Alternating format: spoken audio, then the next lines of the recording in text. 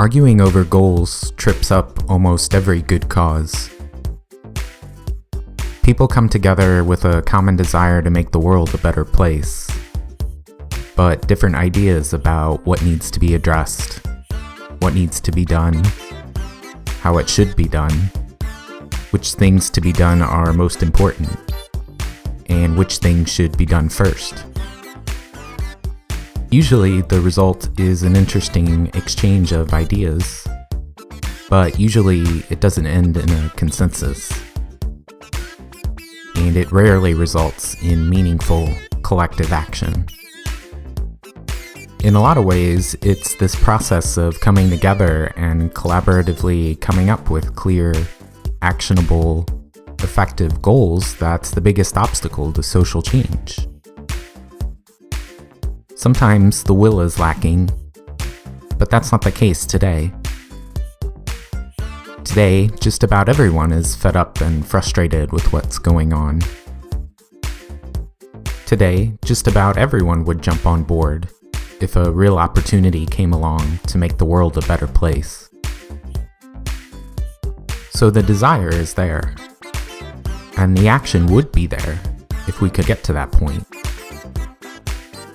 But we're miscarrying and going awry along the way. So getting some clarity, getting some consensus, and getting past all those arguments and disagreements that derail things in the middle is really of tremendous importance. I can't tell you precisely what our goals should be. I can't give you a magic formula to mechanically perform that'll make everything better. No one can. But as I said at the very beginning of this series, what I can say, based on my years of experience in sociology, is there are certain things that simply have to happen, and certain ways we need to go about making those things happen. We don't agree on everything, and we never will.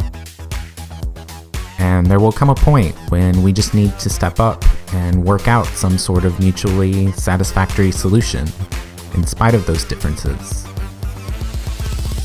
But there are certain basic, proven principles for creating real, lasting social change. There are certain parameters, guidelines, strategies, and tactics we can draw on to help us get the better outcomes we want. And there are certain obstacles, booby traps, circular arguments, and common mistakes to avoid as we set our goals and work toward real lasting change. It's not the whole story, but it's a good starting point. It gives us some boundaries to work within, and some landmarks to help us stay on course. That's what I want to focus on elaborating in the next several videos. How we can set better, smarter, more inclusive goals in our efforts for social change. How we can avoid getting bogged down in or blown off course by the same impediments and distractions over and over again.